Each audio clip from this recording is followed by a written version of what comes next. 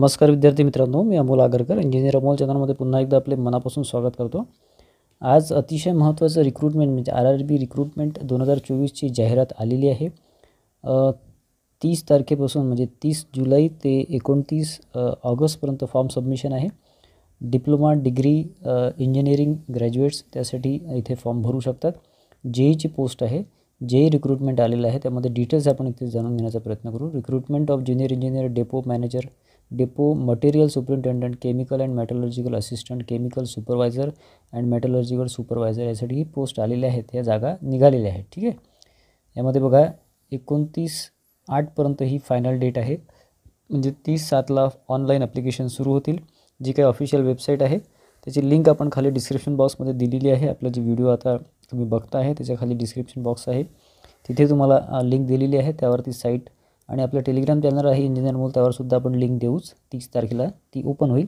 29/8पर्यंत तुम्ही इथे form submission करू शकता। ठीक आहे, त्यानंतर मॉडिफिकेशन वगैरे काय असेल तर विंडो ओपन राहणार आहे 30/8 ते 8/9पर्यंत, म्हणजे 8 ऑगस्टपर्यंत तुम्ही मॉडिफिकेशन करू शकता। फॉर्म भरू शकत नाही, पण तो काही चेंजेस असतील तर करू शकता। ठीक आहे, तर यामध्ये बघा पोस्ट बघा, पहिलं आहे सिरियल नंबर 1 नंबरची पोस्ट आहे chemical supervisor research and metallurgical supervisor research. ठीक आहे, त्यामध्ये इनिशियल पे आहे 44,900 म्हणजे 25,000 टोटल पकडा। त्यामध्ये 18 ते 36 एज लिमिट आहे। ॲक्च्युली 18 ते 33 राहत असते, परंतु कोरोना इफेक्टमुळे किंवा कोरोनाचा तो पिरियड आहे त्यामुळे यांनी 3 वर्ष इथे शिथिल दिले आहे। प्लस तुमचं म्हणजे 18 ते 36 एज लिमिट आहे, प्लस तुम्हाला OBCमध्ये 3 वर्ष शिथिल मिळतात म्हणजे 39, आणि बाकी कॅटेगरीसाठी 5 वर्ष शिथिल मिळतात। ठीक आहे, म्हणजे 41। RRB गोरखपूर ओनली इथे 17 पोस्ट इथे दिलेल्या आहे। RRB गोरखपूरमध्येच या पोस्ट आहे। आणि सेकंड पोस्ट महत्त्वाची म्हणजे जेई, जे ज्युनियर इंजिनियर कनिष्ठ अभियंता, depot manager, depot material superintendent and chemical and metallurgical assistant, याच्यामध्ये 35,400 बेसिक आहे। बेसिक आहे बरं, याच्यामध्ये सॅलरी डबलमध्ये जाते, कारण 70+ वगैरे सॅलरी जाऊ शकते। त्यामध्ये 18 ते 36 एज लिमिट आहे ओपनसाठी, 39 OBCसाठी आणि 41 आहे SC ST वगैरे अदर कॅटेगरीसाठी। 7,934 ऑल ओव्हर इंडियामध्ये या वॅकन्सीज आलेल्या आहे। महाराष्ट्रामध्ये सुद्धा वॅकन्सी आहे, मुंबईमध्ये सुद्धा आहे। ठीक आहे, बघा 7,934च्या जेईच्या पोस्ट आहे। यामध्ये काही महत्त्वाचे पॉईंट्स आपण इथे बघू। आता ऑनलाईन ॲप्लिकेशन इथे मागत आहेत, काही महत्त्वाचे त्यांनी पॉईंट्स दिलेले आहेत ते बघू। त्यामध्ये candidates waiting for final result will not be applicable, म्हणजे बघा तुमचं जे काही डिग्री डिप्लोमा असेल टेक्निकलचा किंवा इंजिनिअरिंगचा तो कंप्लीट लागेल, ॲपियर चालत नाही असं यांचं म्हणणं आहे। ठीक आहे, एज लिमिट बघा मित्रांनो, एज लिमिट 1/1/2025ला म्हणजे 1/1/2025पर्यंत तुम्हाला दिलेलं आहे।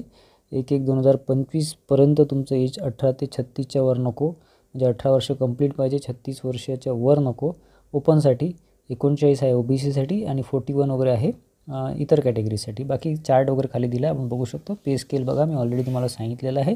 त्यामध्ये तुम्हाला अदर अलाउन्सेस ॲड होऊन जी पहिली जी पोस्ट आहे त्याला 44,900 म्हणजे साधारणतः 80,000 प्लस जाते, आणि इथे 60-65+ वगैरे जाते जेईसाठी। ठीक आहे, स्टेजेस ऑफ एक्झाम 2 स्टेजमध्ये एक्झाम होणार आहे, CBT 1 CBT 2 आणि DV डॉक्युमेंट व्हेरिफिकेशन। ठीक आहे, डॉक्युमेंट व्हेरिफिकेशन म्हणजे तुमचे जे डॉक्युमेंट्स आहेत ते व्यवस्थित आहेत की नाही, तुम्ही जॉईन होण्यासाठी पात्र आहात की नाही ते बघितलं जाते। आपण जो फॉर्म भरतो त्यामध्ये आपण जे काही मेन्शन केलं आहे त्यानुसार आपले डॉक्युमेंट्स इथे चेक करण्यात येतात DVमध्ये। ठीक आहे, आणि बघा CBT 2साठी जे सिलेक्शन आहे म्हणजे तुम्ही CBT 1 दिली तर त्याच्यानंतर जे काही पोस्ट आहेत म्हणजे 7,900 समथिंग पोस्ट आहे जेईच्या वगैरे जे आहेत, बाकी सगळं कॅटेगरी सगळं हे करून अदर पोस्ट मिळून, तर त्यामध्ये 15 टाईम्स म्हणजे 15 पट जास्त ते सिलेक्शन करतात CBT 1मध्ये, आणि CBT 2मध्ये शॉर्टलिस्ट करतात। ठीक आहे, आणि मग DVमध्ये सुद्धा कमी होतात मुलं काही, अशी एक पद्धत असते। मार्क्स हे नॉर्मलाइज करणार आहे, म्हणजे नॉर्मलायझेशन पद्धत आहे यामध्ये। त्यामध्ये तुमचा जर पेपर टफ आला तर तुम्हाला थोडंसं वेटेज इथे जास्त मिळते, पेपर जर इझी आला तुमचे मार्क्स थोडेसे कमी होतात। ठीक आहे, मोबाईल नंबर ईमेल IDवर तुम्हाला तिथे इन्स्ट्रक्शन्स वगैरे येतीलच, त्यामुळे मोबाईल नंबर आणि ईमेल ID तुम्हाला व्हॅलिड देणे आवश्यक आहे। त्यावर सगळे इन्स्ट्रक्शन्स येतात किंवा मेल येतात किंवा PDF येते RRBकडनं सिलेक्शन वगैरे झालं असेल तर। निगेटिव्ह मार्किंग बघा 1/3 निगेटिव्ह मार्किंग आहे, म्हणजे 3 प्रश्न जर तुमचा चुकले, 3 प्रश्न जर चुकले तर तुमचा 1 मार्क जातो। बघा इथे चार्ट दिलेला आहे एज लिमिटचा, तुम्ही बघू शकता, त्यानुसार तुम्ही तुमच्या कॅटेगरीनुसार फॉर्म भरू शकता। एज्युकेशन क्वालिफिकेशन अतिशय महत्त्वाचं आहे। एज्युकेशन क्वालिफिकेशन तुम्हाला आपण टेक्निकल जर जेईच्या पोस्टचा विचार केला तर यामध्ये तुम्हाला डिप्लोमा कुठल्याही तुमचे ब्रँचेस आहे, खाली ब्रँचेस दिलेले आहे, मी तुम्हाला तेच दाखवेलच। डिप्लोमा 3 इयर्स डिप्लोमा कंप्लीट आणि डिग्री किंवा ऑरमध्ये आहे डिग्री कंप्लीट किंवा BE कंप्लीट लागेल। ठीक, एक्झामिनेशन फीज बघा 500 आहे ओपन कॅटेगरी वगैरेसाठी आणि OBC वगैरे इतर कॅटेगरीसाठी 250 आहे. बघा रिक्रुटमेंट प्रोसेस काय राहणार आहे त्यांचं म्हणणं असं आहे की CBT 1 राहील स्टेज 1मध्ये CBT 1 त्यामध्ये सगळं नॉन टेक्निकलचं सिलेबस असतं. CBT 2मध्ये थोडं टेक्निकल राहतं आणि बाकी नॉन टेक्निकल राहतं. डॉक्युमेंट व्हेरिफिकेशन आणि मेडिकल एक्झामिनेशन म्हणजे मेडिकल तुमची एक टेस्ट होणार आहे. ठीक आहे.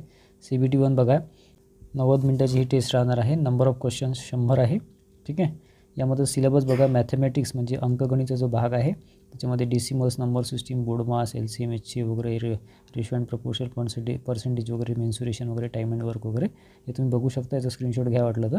नंतर जनरल इंटेलिजन्स अँड रिझनिंग म्हणजे बुद्धिमत्ता यामध्ये analogies alphabetical and number series coding decoding वगैरे सगळं दिलेलं आहे.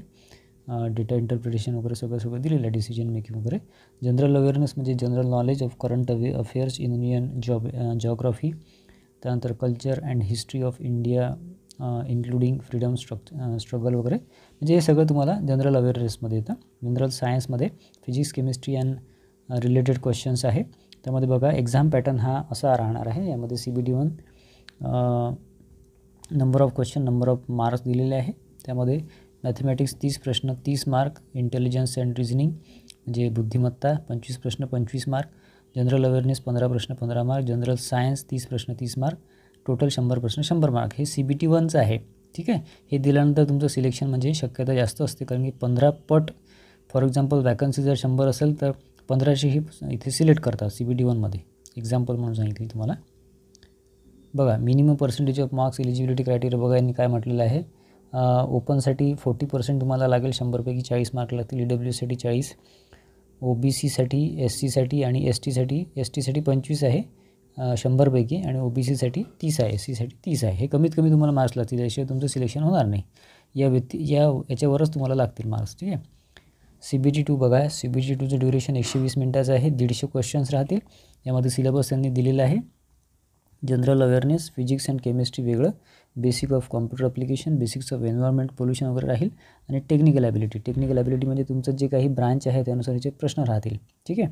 जनरल अवेअरनेस 15 प्रश्न 15 मार्क. फिजिक्स अँड केमिस्ट्री 15 प्रश्न 15 मार्क. त्यानंतर बेसिक्स ऑफ कॉम्प्युटर ॲप्लिकेशन 10 प्रश्न 10 mark. Basics of environment pollution वगैरे 10 प्रश्न 10 मार्क आणि टेक्निकल ॲबिलिटी म्हणजे तुम्ही इलेक्ट्रिकलचे असाल तर इलेक्ट्रिकलचे प्रश्न आहेत. मेकॅनिकल असाल तर मेकॅनिकलचे जे काही तुमची ब्रांच असेल खाली ब्रांचेस बघू आपण. 100 प्रश्न 100 मार्क. 150 प्रश्न 150 मार्काची ही टेस्ट आहे. 120 मिनिटाचा वेळ आहे. बघा इथे ब्रांचेस दिलेले आहे. 3 years diploma in engineering or bachelors degree in engineering or technology. यामध्ये ब्रांचेस बघा मेकॅनिकल कशामध्ये मेकॅनिकलमध्ये काय येतं इलेक्ट्रिकलमध्ये काय इलेक्ट्रॉनिकमध्ये कुठल्या ब्रांचेस अलाउड आहे.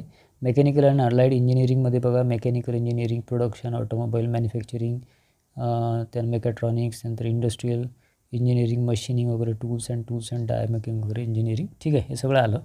त्यानंतर इलेक्ट्रिकलमध्ये बघा इलेक्ट्रिकल अँड अलाइड इंजिनिअरिंगमध्ये electrical engineering combination of any सबस्ट्रीम of basic streams of basic of electrical engineering. ठीक आहे. इलेक्ट्रॉनिक्स अँड अलाइड इंजिनिअरिंगमध्ये electronics instrumentation and control communication computer science and engineering computer हे सगळे branches इथे आले. लक्षात घ्या. सिव्हिलमध्ये काय काय ते दिलं आहे. त्यानंतर बघा CMAमध्ये काय दिलं आहे BSc केमिस्ट्री अँड फिजिक्स. त्यानंतर बघा केमिकल अँड मेटॉलॉजिकल सर्वे इथे एज्युकेशन काय काय चालेल हे दिलेलं आहे. परंतु इथे कुठलं क्वालिफिकेशन तुम्हाला चालणार आहे हे इथे दिलेलं आहे. लक्षात घ्या. नॉर्मलायझेशन होणार आहे. कॅल्क्युलेशन ऑफ मेरिट इंडेक्स म्हणजे कॅल्क्युलेशन कसं होईल हे थोडं समजून घ्या. इथे कॅल्क्युलेशन वगैरे दिलेलं आहे. त्यानुसार तुम्हाला इथे सिलेक्ट करतील ते पुढे. डॉक्युमेंट व्हेरिफिकेशन बघा शॉर्टलिस्ट कॅन्डिडेट म्हणजे CBT 2 नंतर ज्यांचं फायनल लिस्टमध्ये नाव येईल किंवा नंबर येईल त्यांना डॉक्युमेंट व्हेरिफिकेशनसाठी बोलवण्यात येईल. त्यासाठी त्यांचं सगळे डॉक्युमेंट चेक करण्यात येईल. कुठेतरी एखादं स्पॉट देतील आणि तिथे तुम्हाला बोलवतील. पूर्ण लिस्ट ऑफ RRB वेबसाईट दिलेली आहे. मुंबईची वेबसाईट RRB.mumbai.gov.in ह्या साईटवर तुम्ही इथं अप्लाय करू शकता. मुंबईसाठी बाकीसाठी तुम्ही जिथे वाटेल तिथे अप्लाय करू शकता. कुठल्याही एका RRBसाठी अप्लाय करू शकता. 2-3 RRBसाठी जर तुम्ही अप्लाय केलं तर तुमचा फॉर्म रिजेक्ट होईल असं त्यांनी आधीच सांगितलेलं आहे. ठीक आहे. त्याच्यामुळे एकच फॉर्म तुम्हाला भरता येईल इथे. मीडियम ऑफ एक्झामिनेशन बघा ही एक्झाम तुम्हाला वेगवेगळ्या लँग्वेजमध्ये होत आहे. इंग्लिश आणि हिंदीमध्ये होतं आणि रिजनल लँग्वेज मराठीसुद्धा इथे लँग्वेज आहे. त्यामुळे मराठीमध्ये तुमचा पेपर होईल इथे. मराठी हिंदी आणि इंग्लिश या 3 लँग्वेजमध्ये पेपर तुम्हाला मिळू शकतो किंवा तुम्ही देऊ शकता. ठीक आहे. आणि बाकी रिजनल लँग्वेजेससुद्धा आहे.